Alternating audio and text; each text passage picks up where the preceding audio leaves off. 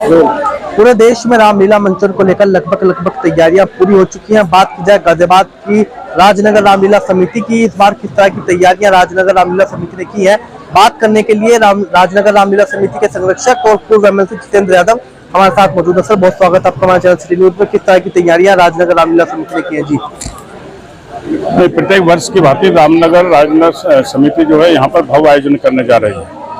कल हमारा खाटू श्याम जी का कीर्तन है यहाँ पर, और 12 तारीख से विधिवत रामलीला का मंचन होगा।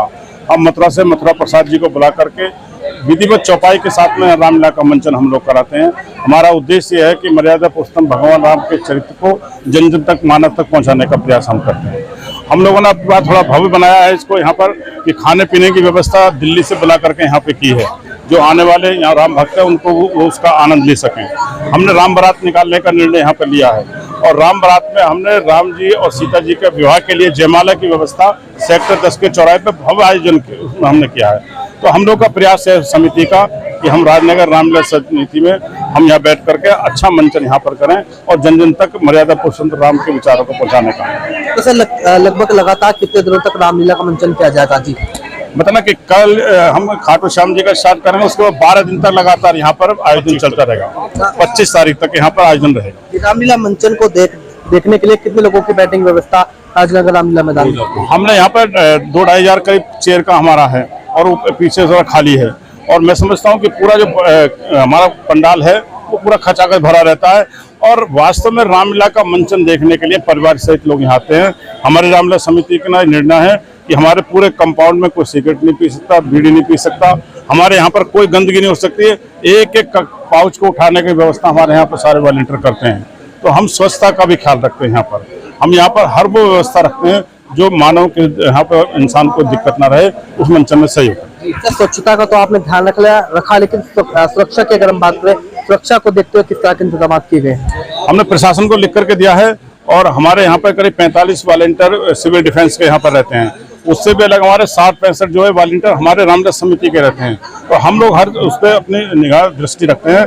पुलिस का सहयोग हमें मिलता है पूरा। और मैं समझता हूँ कि इस राजनगर रामलीला समिति में कोई असामाजिक तत्व आता नहीं है। अगर कोई है तो सब लोग प्यार मोहब्बत से उसे मैनेज करते हैं। क्या कुछ करना चाहेंगे, नाम करना चाहेंगे आपका? जी, मेरा नाम राकेश मिश्रा है। मैं राजनगर रामलीला कमेटी में मुख्य संयोजक हूँ। क्या कुछ कहेंगे? रामलीला का मंचन होने जाना, कितने समय से राजनगर रामलीला समिति रामलीला का मंचन करती आ रही है, किस तरह की तैयारियां हैं? जी, देखिए, कम से कम 25 से 30 साल तो मेरे को हो गए राजनगर रामलीला को देखते हुए। और राजनगर रामलीला जिस चीज़ के लिए मशहूर है कि मथुरा प्रसाद जी की ये चौपाइयाँ सुनने के लिए जो पुराने लोग हैं, और जो मतलब हमारे आप समझे कि जो बच्चे वगैरह भी हैं, उन लोगों को भी हमारा ये कोशिश रहती है कि जो नई जनरेशन है उसको भी रामलीला की उन चौपाइयाँ दोहों के साथ में उनका परिचय कराया जाए। वो वाली रामलीला का यहाँ पर हो, उसीलिए यहाँ पे 2 से 2.5 हजार लोगों की व्यवस्था होती है, जो कि हमेशा सीटें पूरी रहती हैं। और कई बार जो है आप देखेंगे यहाँ पर कि अतिरिक्त हमारे को व्यवस्था वहाँ पर बिठा करके रामलीला का मंचन की दिखाने के लिए की जाती है। और राजनगर रामलीला हर वर्ष की तरीके से, जितनी यहाँ पे 3 मुख्य रामलीला है, घंटाघर की, कविनगर की और राजनगर की, और मुख्य रूप से रामलीला मंचन में नंबर 1 का जो पुरस्कार है वो राजनगर रामलीला को मिलता है। और उम्मीद है कि इस वर्ष भी और आगे भी वो हमारे को मिलता रहेगा। रामलीला का जो नंबर 1 पुरस्कार है वो गाजियाबाद की राजनगर रामलीला समिति को मिलता है, साफ तौर पर कहना है। यहाँ के जो मौजूदा पार्षद है वो भी हमारे साथ मौजूद है। सर, क्या कुछ कहेंगे? जी, देखिए, पूरे गाजियाबाद में बहुत सारे रामलीला मंचन होते हैं, और ये मैं नहीं, यहाँ सब देखने वाले कहते हैं विगत 8-10 वर्षों से रामलीला समिति के संरक्षक और संयोजक और पूरे पदाधिकारी जो भव्य मंचन का यहाँ आनंद आने वाली जनता लेती है। अभी मैं आपकी बात सुन रहा था, सुरक्षा का मुद्दा हो, स्वच्छता का मुद्दा हो, विगत और भी कोई जो जिन पे दायित्व रहता है, आज मैं पार्षद हूँ, तो रहने के लिए जो टीम आती है उनके लिए सारी व्यवस्था पूरी समिति करती है।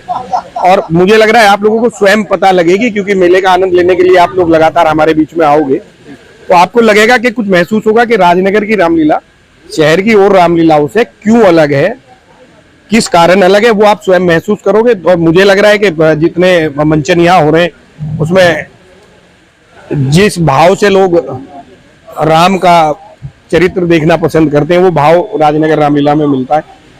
और समिति के संयोजक, समिति जो कार्य करती है कोई भी एक लेस मात्र भी कोई ऐसी कमी नहीं छोड़ना चाहती, जहां हमारे आने वाले जो अतिथि कहते हैं, जो रामलीला देखने वाले हैं, सब अतिथि हमारे होते हैं, उन्हें बिल्कुल भी कोई कष्ट किसी भी मात्र का ना हो।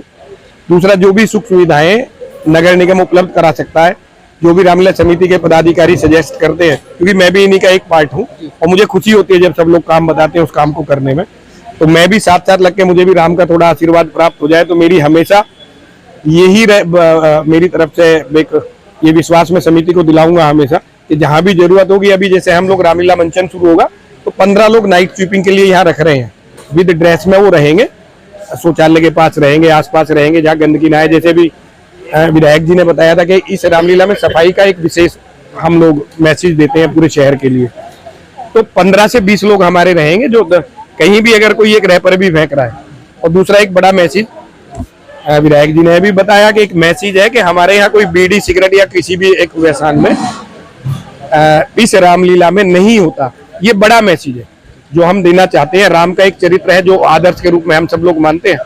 तो मैं पुनः आपके माध्यम से समिति से ये कहना चाहूंगा कि जहां भी नगर निगम इस तरह पे कोई भी बात होगी, किसी भी प्रकार का कोई सहयोग मिल रहा है और हमेशा मिलता रहेगा, और ये रामलीला पूरे गाजियाबाद में प्रथम आए, ऐसा हमारा विश्वास है। ठीक है, ऐसे मौजूदा पार्षद इस वक्त हमारे साथ मौजूद थे। गाजियाबाद नगर निगम का पूरी तरह से सहयोग राजनगर रामलीला समिति को मिलेगा और स्वच्छता को लेकर विशेषकर ध्यान रखा जाएगा। तो और भी लोग हमारे साथ मौजूद है, उनसे बात कर लेते हैं। सर, नाम देना चाहेंगे और क्या कुछ कहेंगे? जी, मेरा नाम जय कुमार गुप्ता है, श्री रामलीला समिति अध्यक्ष। गुप्ता जी, क्या कुछ कहेंगे? जी, सर्वप्रथम अब की बार हमने 11 महिलाओं को अपने रामलीला में एज ए मेंबर जोड़ा है। अगर महिला मंडल जुड़ता है, जो हमारे एक भारत सरकार ने भी 33% की हिस्सेदारी दी है, उसी प्रकार जोड़ा प्रयास किया है।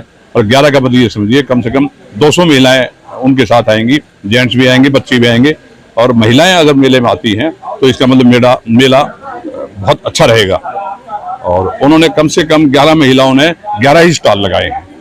आज तक कोई महिला का स्टॉल नहीं लगा, और अच्छे अच्छे स्टॉल लगेंगे तो उससे मेला अच्छा बढ़ेगा आगे। तो क्या कुछ कहना चाहेंगे? जी, रविन्द्रनाथ पांडे, सेक्रेटरी। क्या कुछ कहेंगे? मैं विशेषकर जो रामचरितमानस का उद्देश्य है, हमारे व्यास जी एक एक चौपाई पे विस्तृत उसकी व्याख्या करते हैं। सही माने में तो हमारा जनमानस रामचरितमानस को जाने, वेदों को जाने, पुराणों को जाने, शास्त्रों को जाने। अब हम अगले बार में मेरा प्रयास होगा कि चारों वेद, 8 पुराण और 6 शास्त्र, ये सब हम लिख के यहाँ उसमें पर्दे में लिखें, ताकि जो आने वाली पीढ़ी है, रामचरितमानस के अलावा हमारे वेदों में सब कुछ है। जो आज भव्य संस्कृति है, हमारे मिसाइल्स हैं, ये सब है, ये चरक ऋषि का ये वो रहा है। तो हमारा प्रयास ये होगा कि अगली बार मैं अब आप सबके संरक्षण में ये काम कर सकूं। दूसरी चीज, जितने भी लॉ एंड ऑर्डर से हमें मिला है कि आपको ऐसे रखना है, फायर का हमने बहुत ध्यान दिया, विशेषकर फायर का, क्योंकि यहाँ जनमानस की बहुत भीड़ हो जाती है, तो हमें उनकी सुरक्षा के लिए मेरा नैतिक दायित्व है। यही हमारा कहने का। तो इसलिए बात करें तो आज देश के पूर्व रक्षा मंत्री मुलायम सिंह यादव जी की पुण्यतिथि है। सर, क्या कुछ कहेंगे? आज पुण्यतिथि है मुलायम सिंह यादव जी की। जी, मैं नमन करता हूं कि आज नेताजी की पुण्यतिथि है आज, और उसी कार्यक्रम में मैं होकर के भी आया हूं। मैं समझता हूं कि नेताजी का सीधा संदेश है और समाजवादी विचारधारा का संदेश है कि कहीं पर भी पूरी जो समाज में सबसे पीछे आदमी है उसको आगे आने का प्रयास होना चाहिए।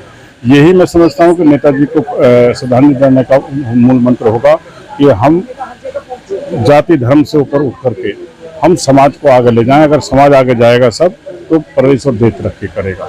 मैं समझता हूँ कि श्रद्धांजलि देना चाहूँगा आपके माध्यम से नेताजी को, और उनकी विचारधारा पर हम लोग चल पाएंगे तो मैं समझता हूँ कि सच्ची श्रद्धांजलि नेताजी को। तमाम जो राजनगर रामलीला समिति के पदाधिकारी हैं वो इस वक्त हमारे साथ मौजूद थे।